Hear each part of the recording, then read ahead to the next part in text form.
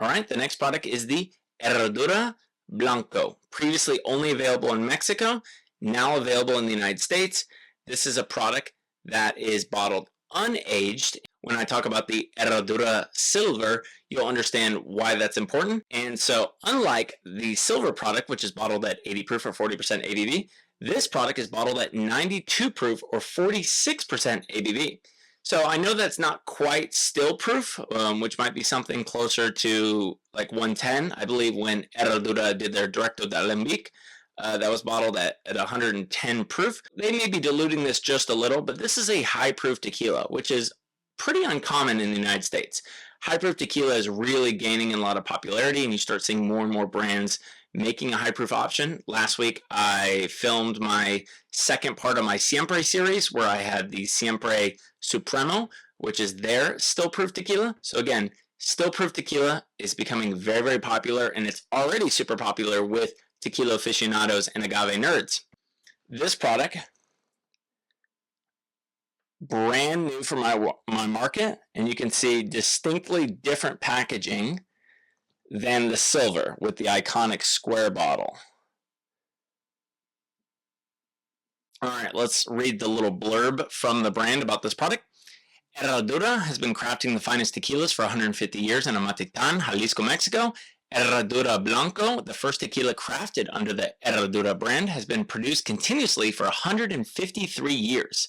The first product to bear the iconic horseshoe on the bottle, Blanco has been made in the Mexican market for decades and is now available in the US. Herradura Blanco is unaged, creating a crystal clear product and bottled at 92 proof, while Herradura Silver is aged for 45 days in barrel and bottled at 80 proof or 40% ABV.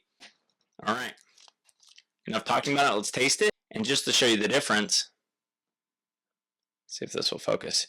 You have a screw top with the built-in pour spout.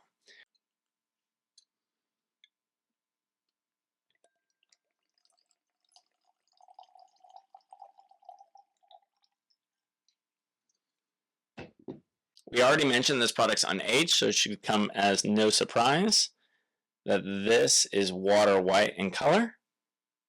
The brand describes the aroma as an intense presence of cooked and raw agave, fresh herbs, and citrus.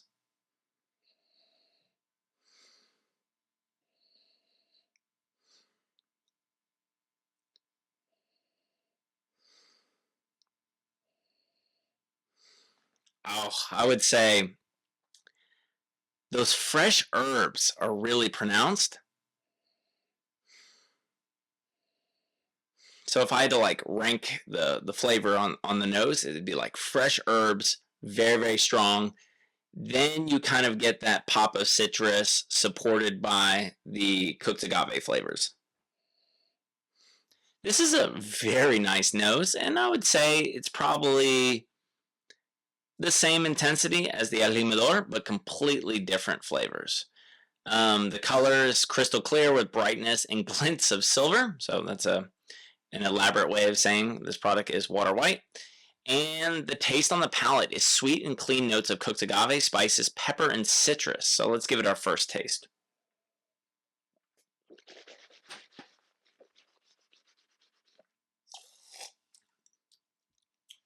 So you can feel that bump and proof. It just kind of pangs or just kind of tweaks at your cheeks, but it fades very quickly. Like you feel the bump and proof, and then it immediately just goes straight into the flavor profile. God, this is not boozy at all. That's unbelievable. So sweet and clean notes of cooked agave, spices, pepper, and citrus. Very agave forward. Not quite getting that spice and pepper yet, but maybe I'll get that on the second sip. Still getting that citrus undertone. This is very just pure, clean, cooked agave flavors with some kind of undertones of citrus. Let me give this a revisit.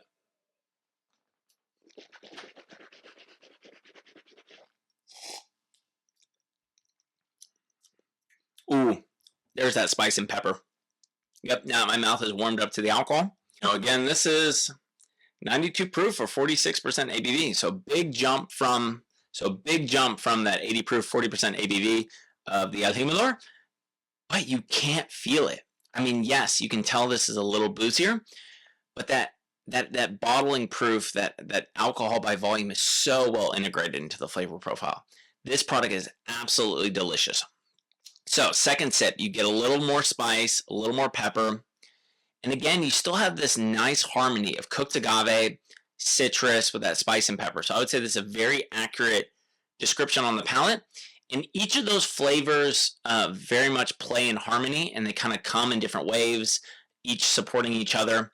And the finish is described as warm, smooth, and lingering. This has definitely got a nice warming to it. I mean, even more so than the alcohol. It's got a nice warming flavor. It's got a very, very smooth finish. And it's got some lingering flavors. And it hangs around certainly longer than the El Jimador. But, yeah, I mean, I can still kind of taste some of those flavors. This has got a nice finish to it. So again, if you're a fan of the brand, so say, you know, you've been drinking this for years, or you have drank both El Jimador and Herradura Silver, it's fascinating the way this brand kind of lives in between El Jimador Silver and Herradura Silver, because like you get those kind of pure linear agave flavors of El Jimador, obviously just dialed up a bit because, you know, again, this is cooked in traditional ovens. It's going to be a higher quality product than El Jimador, but because it doesn't see any barrel, this is just a really nice silver tequila. I really like high proof tequila, you know, and the fact you're seeing more tequila bottled above 80 proof or 40% ABV is really, really cool. But when you start getting into the real still proof stuff, like it can get a little hot. And I think this product just hits this beautiful sweet spot where, you know, you have a higher proof, you have more flavor. You don't have to dilute it. I mean, this would make an incredible cocktail, hold up really well. You could drink this by itself. If you enjoy those kind of pure agave flavors, this product would be perfect, but I am sure this product is definitely very cocktail oriented. You know, if you want a premium tequila soda, a really premium margarita, that higher proof is gonna be wonderful in this because it's really gonna hold up. But it's not so high proof that it's gonna knock your entire cocktail out of balance. Let's compare the average retail price in my market. The Herradura Blanco is bottled as a 700 milliliter bottle, so not a 750. And again, you see Brown-Forman doing this more and more. 700 milliliter bottles is the standard bottling size in Europe. Brown-Forman's made it very clear that any of their newer products, they're just going to standardize those in a 700 milliliter bottle, so you don't have a different bottle for the US market compared to the European market. I actually can't speak to the Mexican market of whether they use 700 milliliter bottles or 750 milliliter bottles. Someone give me the answer down in the comments, but my guess is probably like the European market. Mexico uses 700 milliliter bottles because it seems like the US is always the one that just does their own thing for no reason whatsoever. This is a 700 milliliter bottle that retails in my home market of Oklahoma somewhere between $41 and $44. So we're now over 40 but under 50. Is this product worth the money? I think it is. No questions asked. If you are a serious tequila drinker and you want pure agave flavor but at a higher bottling proof, this is your product. I mean, this product is so cool. Agave nerds are going to absolutely love this because it just lives in this kind of beautiful sweet spot where you get pure agave flavors with no barrel aging, but bottled at that higher proof under $50. So I think this product is, for the right drinker, is a great bang for your buck.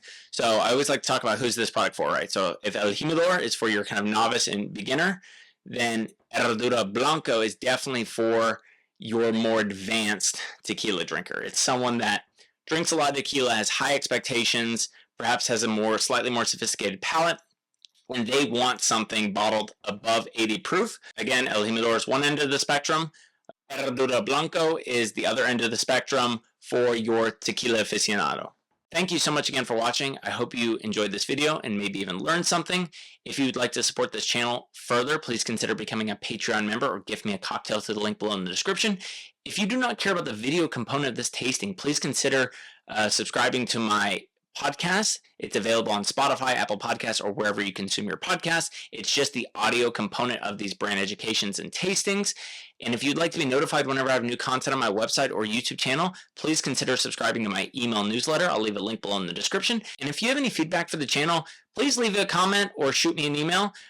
This kind of user feedback is super, super useful, and I'd love to know like what what my viewers want to see on this channel. If you're a supplier and you're interested in seeing one of your brands featured on this YouTube channel, please shoot me an email. I'll leave that also linked below in the description. Thank you so much again for watching, and as always, please drink responsibly.